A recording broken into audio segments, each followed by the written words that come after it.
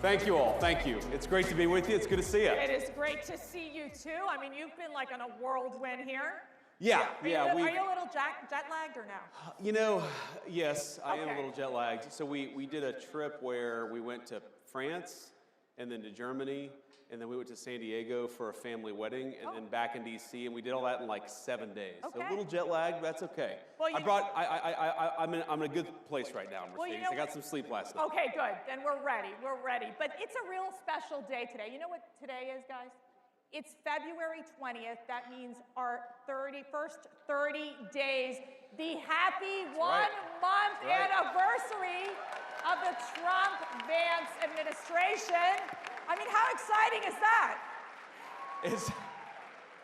It's very exciting. It's hard to believe we've only been in office for a month, because I think we've done more in a month than Biden did in about 4 years. Yeah. And thank God for that.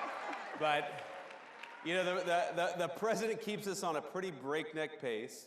He always asks, what have we done today? What are we going to do tomorrow? What are we going to do next week? Because I think he realizes this is a special moment in time. And by the way, thank you. Thanks to all of you for making it possible for us to do all the great work we've been doing in the administration. I know we wouldn't have been here without you, but I think the president is acutely aware that the American people gave us a window to save the country, and that's exactly what we're going to do, and thank God for that, because it's been a hell of a lot of fun the past month. Okay, so I don't even think we can keep track of all the things you all are doing. In fact, I don't even think the press can keep track of all they're doing. I mean, they talk about the shock and awe strategy. Seriously. So when you're looking at this list after list after list, what stands out to you? Well, speaking of the press, I do think that we've had maybe more executive orders than CNN has viewers each night. So hello to our friends at CNN.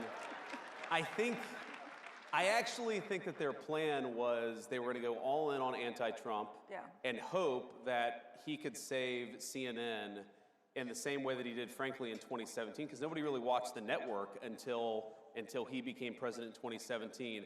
But that's maybe the one thing I think the president has been unable to do, unable to save the CNN's ratings over the last few months. But look, I think that what the president has tried to do is recognize that we have a historical mandate on a few issues. We have to secure the southern border, and thanks to his actions, border crossings are down well over 90%, and we're just getting started. He recognizes that we have to really unlock the engine of American growth. We've got to get back to having a growing economy that creates good jobs and high wages for the American people. And a lot of that goes back to drill, baby, drill. We've done more on energy under President Trump's leadership than I think any administration in history, and that's not an exaggeration. And of course, we're going to do more. And then I think the third thing that he's tried to do, of course, with the help of Elon and all the great folks at Doge, is ask, what are we doing with all of the American taxpayers' money, and why are we wasting so much of it on garbage that the American people either aren't aware that we're spending it on or don't want to be spending it on in the first place? Like, for example, the stuff that we've figured out, Mercedes, is unbelievable. Why are we spending money on progressive modern art projects centered around toilets in Afghanistan? That's actually something that your tax dollars were funding until very recently. And I think all of us are sitting around and asking, what the hell have we been doing with the American people's money for the last 4 years? Let's turn off the spigot and spend the American people's tax money on the American people's priority. And that's, of course, been a big focus of the administration, too. Let's dig deeper into the immigration issue. Sure. We've seen, and you've met many of the victims, people who have family members who have died, have been tragically murdered. Those angel families in the hands of these criminal illegal aliens. Sure. What's your message to these families? What is your message to these horrific drug cartels and human traffickers who have preyed on the most vulnerable in the world? Well, our message to the drug traffickers is get the hell out of our country. Your free ride is over because President Trump is back in the Oval Office. That is, you're not welcome. You were never welcome, according to the American people, but unfortunately you had President Joe Biden, who allowed you to run free over the United States of America, and Donald Trump has said, You're terrorist organizations. We're going to go after you. We're going to wage war on you. And certainly, we want you out of the United States of America. And that's an important message, of course. But our message, and you know this, Mercedes, our message to the families is President Trump cares about you. He thinks that it's disgraceful what your own government let happen to your children, to your grandchildren, and it's got to stop. And of course, we mourn with people, we pray for people, but we're also asking, as their government, why did this happen to your child in the first place? And the answer is that under Joe Biden, your government didn't do its job. Under Donald Trump, it is. Thank God for that. On the economy, and I'm getting this question all the time, you know, it's this question of affordability, right? Yeah. There's a lot of stress on our families, something that I think Joe Biden could not manage in terms of really helping lower that cost of living and making things just simply more affordable. Sure. We talked about energy independence being a critical component of this, of ensuring that we unleash this economic prosperity. What more needs to be done? Yeah, so one of the first interviews I did, it was, I think 6 or 7 days after the inauguration, and somebody asked me, well, it's been 6 days, what have you guys done to fix the inflation crisis created by Joe Biden? I'm like, well, first of all, it's been 6 days, we've done a lot in 6 days, but it's gonna take some time to fix what Joe Biden broke over 4 years. And we know it is easy, unfortunately, to burn the house down. It takes a little bit of time to build it back up. And here's what we have to do. Because look, the fundamental goal of our immigration policy, of our border policy, of DOGE saving taxpayer money, the fundamental goal is we want your children and grandchildren to be able to raise a family in security and comfort in the country that we all love. That is the whole goal of President Trump's agenda.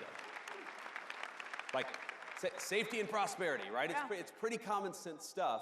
And we know that to do that, we have to, first of all, unleash American energy. Now, why is that so important? Because look, if, you know, we all know grocery prices got too high under Joe Biden's leadership. Well, one of the main drivers of groceries is energy. Because if the farmers are paying more for energy, then we're all paying more for what the farmers grow. And if the truck drivers who are delivering the groceries are paying more for fuel, then we're all paying more for what the truck drivers are delivering to the grocery store. If we unleash American energy, that will do more than anything to drive down the cost for the American people. The second thing, Mercedes, is we have got to stop spending the American people's money on garbage. Every dollar that we take in and spend, you have to pay for, either through taxes or through inflation. And if we spend the American people's money more wisely, if we stop taxing and spending the American people to death, that's also going to bring relief to all of the pricing pressures that are out there. We're going to make it affordable to live in this country again. That's our mandate, that's our goal. And you're right, there's a lot more that we can do, but I think we've got a pretty good start after 30 days. We've got a pretty good start. But we've got this big, beautiful one-bill budget reconciliation scenario. How is that working? What are the dynamics that are happening right now in Congress and what the administration is doing to ensure that a lot of what the president is wanting to do in terms of really pushing forward with economic prosperity and his tax relief initiatives gets done in these bills? Sure. Yeah, it's really important. So the Senate obviously has its own approach, and the president has been very clear that his preference is to put everything in one bill. Right. And part of that is just simple legislative strategy. I think the president has learned a lot about how DC works. And I actually talked to the president about this yesterday, and he said to me, look, it's very rare that you can get 2 reconciliation bills done in one Congress, which is why he thinks we've got to do a lot with that one big, beautiful bill, that first reconciliation package that we're going to get through the House and the Senate. It's going well. It's early, right? This stuff takes time to put together. I think, you know, if you had a record pace reconciliation bill, we would get this thing done in May or in June. I think we're on track to do that. But we've got to do some basic things, Mercedes. One, like I said, we've got to continue to unleash American energy. That's part of the reconciliation bill. We've got to make sure that other countries stop taking advantage of us. That's a big part of President Trump's tariff policy, is we got to stop being taken advantage of. You know, of course, we want to make the President Trump tax cuts permanent and extend them into the future. We want no taxes on tips. We got to do some of the things we talked about during the campaign. That's got to be part of it. And then finally, and this is really important, everything the president has done on the border, we have got to empower him to do it, not just for a month, but for the next 4 years. And we've got to hire more Border Patrol agents. We've got to give Tom Homan and Stephen Miller and Kristi Noem the resources they need to secure the border. And just not to return to the border, but I think so many of our issues come back to the border, because if you take 30, 40 million illegal aliens, you take Medicare fraud, Social Security fraud. Why are we taking the people's Social Security payments and giving it to illegal aliens? We know that's happening in the United States of America today. We've got to stop it. If you get control of the border, Mercedes, you do more to control the fiscal problem, the financial problems that we have in this country than almost anything. Get illegal aliens out of our country, make sure American tax dollars go to American people.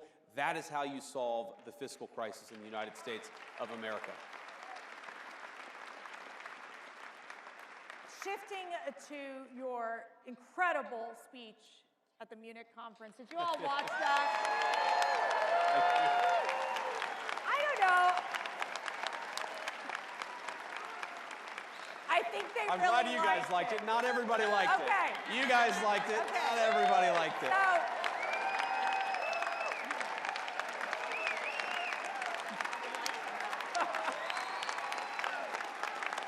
Good to see you.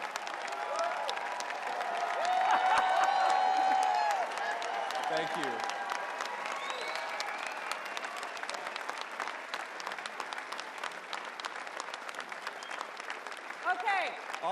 okay. I'll take a standing ovation for a speech I already gave. That's like awesome. two for the price of one.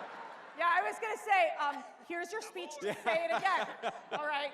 But it was fascinating because there was obviously some of these European leaders that, they were a little uptight about it. It stressed them out just a little bit. A little bit. But you talked about the greatest threats in Europe. Yeah.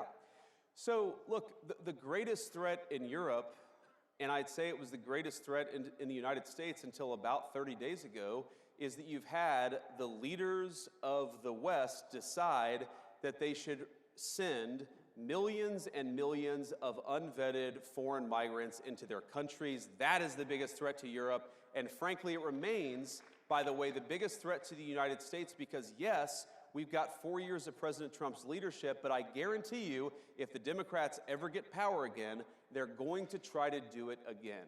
We cannot rebuild Western civilization. We cannot rebuild the United States of America or Europe by letting millions and millions of unvetted illegal migrants come into our country. It has to stop. Thank God it stopped here, but it's got to stop there.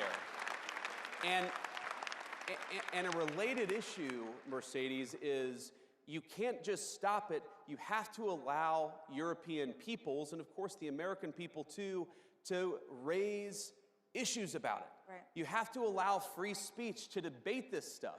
You have to stop doing things to the populations of the world. You've got to give the populations of the world the opportunity to speak up and say, no more of this BS. We want borders. We want sovereignty. We want to be able to speak our own mind in our own country. And I guarantee you, if we don't allow free speech, and of course, the Biden administration, I made this point, Mercedes, the Biden administration did more to destroy free speech, not just in the United States, but also in Europe, than any administration in American history. I'm not even blaming the Europeans. I'm actually saying you follow the lead of Joe Biden into censorship and mass migration. Follow the lead of Donald J. Trump, and that's free speech, borders, and sovereignty. That is the future for our shared civilization.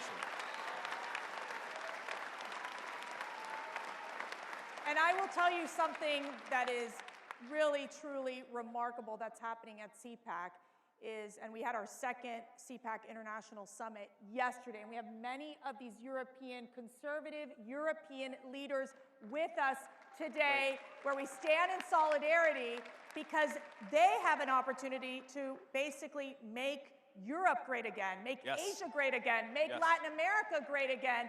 And so in essence, I think your message was very well received by many of those conservative leaders across the globe. But what does this mean with the U.S., now that, you know, in giving that speech, what does this mean with the U.S.'s relationship with Europe? Well, look, obviously, we're going to continue to have important alliances with Europe, but I really do think the strength of those alliances is going to depend on whether we take our societies in the right direction. Think about this. Germany's entire defense is subsidized by the American taxpayer. There are thousands upon thousands of American troops in Germany today. Do you think that the American taxpayer is going to stand for that if you get thrown in jail in Germany for posting a mean tweet? Of course they're not, right? So the point that I try to make to our European friends, and I think that they're our friends, I believe that, I know President Trump does, is that friendship is based on shared values. You do not have shared values if you're jailing people for saying we should close down our border. You don't have shared values if you cancel elections because you don't like the result, and that happened in Romania. You do not have shared values if you're so afraid of your own people that you silence them and shut them up. So let's have shared values. Let's defend democracy. Let's have free expression, not just in the United States, but all over the Western world. That is the path to strong alliances in Europe. We had Ambassador Rick Riddell with us yesterday. He'll be on the CPAC stage during these conferences. He has like 3 jobs, or 4 or 5. Yes, he but does. Let me ask you this. Where are we on basically the status of the Russia-Ukraine moving forward in terms of these negotiations in bringing peace to this endless war? You know, it's early, and I think what President Trump, what makes him such an effective negotiator, I've seen this in private, is that he doesn't take anything off the table. When he walks into negotiation, he says everything is on the table. And of course, that makes the heads explode in the American media because they say, why are you talking to Russia? Well, how are you going to end the war unless you're talking to Russia? You've got to talk to everybody involved in the fighting if you actually want to bring the conflict to a close. And I know the president does. But I'll tell you the goals that animate President Trump's policy. It's really simple. He wants the killing to stop. He wants to bring lasting peace to Europe. He doesn't just want to stop it now and have the war restart a month from now. He wants to bring lasting peace to Europe because the president believes this, and he's absolutely right. Peace is in the interest of Russia. It's in the interest of Ukraine. It's in the interest of Europe. But most importantly, peace is in the interest of the American people, and he's going to fight for it for the remainder of his administration. Wherever war breaks out, he's going to be the president of peace. Now, he, of course, is a very good negotiator, a very good businessman. He recognizes that a lot of these issues are tough.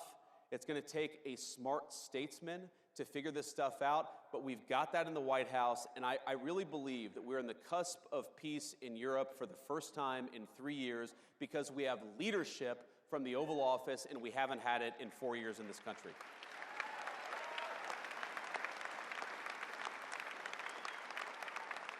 Matt and I mentioned this right when we started the conference. We're honored by the presence of 2 hostages that were freed after the Hamas atrocity, the tragedy that we've seen happen. And we have several of the family members as well who still, they're there.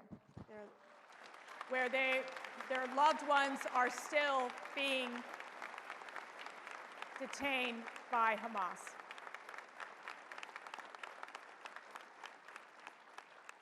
What is your message to these hostage families, these survivors? Our message is that President Trump loves you. He hasn't forgotten your loved ones, and he's going to fight every single day to bring them home. That is exactly what he's been doing, and that's what he'll keep on doing. I was actually talking with one of my best friends about this a couple of days ago. Can I be your best friend too? Yes. Okay. I think we all want to be your best friend, right? Okay. But I was talking with him, and he was asking me. He was like, well, I don't understand. Why was Biden unable to do this? And then, like, the minute that Donald Trump won, we started to make progress in bringing the hostages home. And I said, man, it's just a question of leadership. You actually need a president who is willing to pick up the phone and say, you got to bring these people home. No. We're not focused on that crap right now. We're focused on bringing hostages home. And then when the negotiations hit a wall, because they always do, you need a president who picks up the phone and says, cut this crap out. We've got to make progress, and you've got to keep that pace going. It's leadership. It really is. And I saw it behind the scenes. And what the president did is he empowered, in particular, because this was before we were inaugurated. This is before we had our great Secretary of State, Marco Rubio, or any of the great people around us. The president sent his dear friend, and he's become my dear friend, Steve Witkoff, as an emissary of the President of the United States. And he said, Steve, you speak for me, get it done, and if there are problems, pick up the phone and call me. Steve Witkoff, with the president's leadership, got it done, and it's amazing. And of course, we still got work to do. We've got to finish the process, but I really believe the president is as committed to this as any American leader in my lifetime. We're going to keep on fighting for it. One of the issues that's central to the CPAC community is the issue of pro-life. Of course. And what is the administration going to do to defend the unborn, to provide support for those mothers, those fathers that choose life? Sure. Well, one of the things, of course, the president got done during the first term, and I think that it's why he is accurately called the most pro-life president in American history, is he finally made it possible for the will of the people to speak on the life issue. And that was the Dobbs decision. What that did is it gave the abortion question back to the people. It took it out of the hands of unelected bureaucrats and unelected judges and gave it back to the people. And I think the most important thing that we can do, and as you know, Mercedes, I'm very pro-life, I'm a devout Christian, is that we have got to persuade our fellow Americans, because now we've got the power.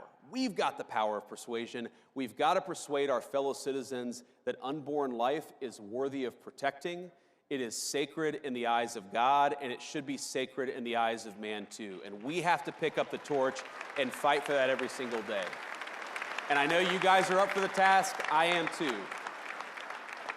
And I think on the administration side, what the president has said, and it's been consistent, it's going to be consistent in the rhetoric and in the policy, is we believe in the Trump administration that babies are good, that families are good, and we want to make it easier for young moms and young dads to choose life, to start families, and to bring new life into the world. That's the whole point of our policy. Now,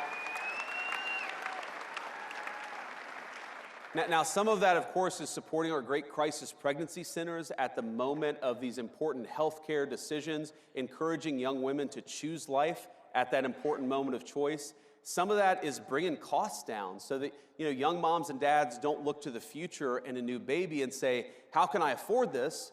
And if they're able to actually afford to raise a family, maybe they'll start thinking of babies as the blessings that we all know that they are. Yeah. And I think... But I think fundamentally, this is going to take a lot of leadership from the president on down, but from every single person in this room.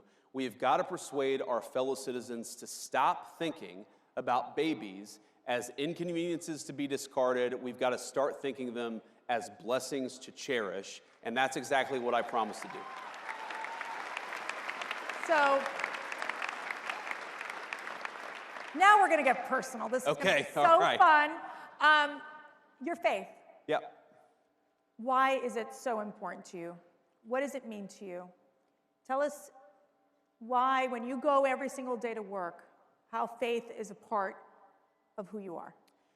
Well, I mean, first is I believe, like, the fundamental tenet of the Christian faith. It's not just a set of good moral principles, though it is that. I think the fundamental tenet of our faith is that the Son of God became man. He died, and then he raised himself from the dead. That is the fundamental tenet of the Christian faith, and I think so much flows from that. And I think one lesson that flows from that is that we shouldn't fear death. Of course, death is a very bad thing, but there are much more terrible things than just losing one's life, and importantly, you could lose one's soul. And I think whether it's fighting for the unborn, or fighting for peace and security for our citizens.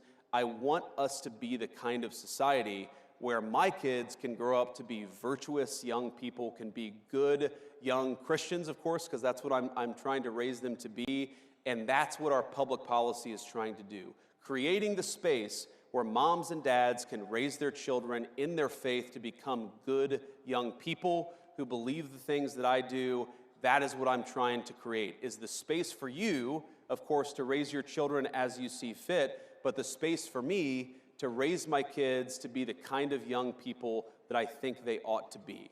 And the other thing that I take from it, Mercedes, is if you look at the long history of the Christian faith, we've been around for about 2,000 years now, give or take a few years, and there have been really dark times in the history of the Christian faith. There have been really good times in the history of the Christian faith. And I just try to remind myself that we put our faith in God above, we put our faith in the grace of God, and we try the best to do His will, and we don't worry so much about whether we're going to have earthly rewards. We worry about whether we're doing right by God Almighty above. That's what I try to do, Amen. And that's how I try to run my life in public.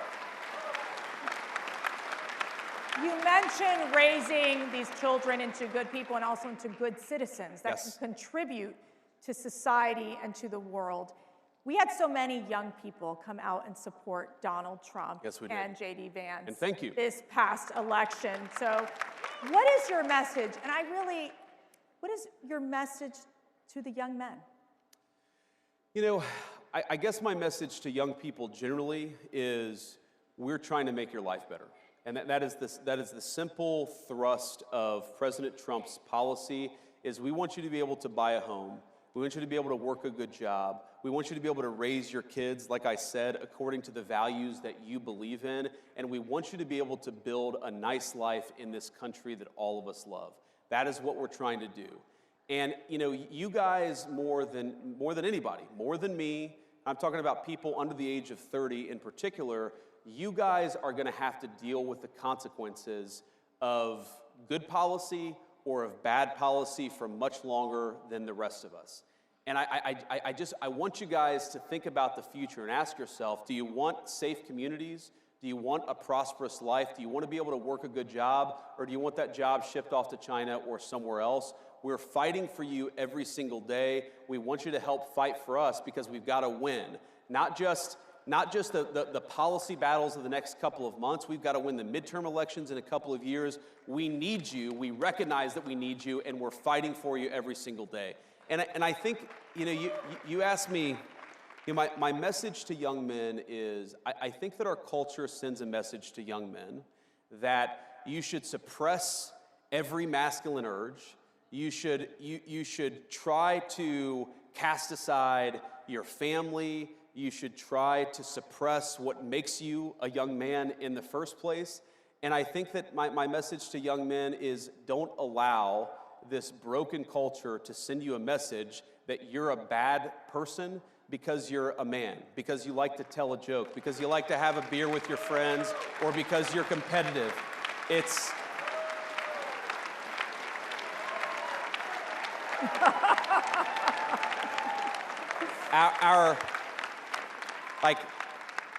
Our message, the cultural message, and I think the president's and mine is the exact opposite, but our cultural message is, I think that it wants to turn everybody, whether male or female, into androgynous idiots who think the same, talk the same, and act the same. We actually think God made male and female for a purpose, and we want you guys to thrive as young men and as young women, and we're going to help with our public policy to make it possible to do that.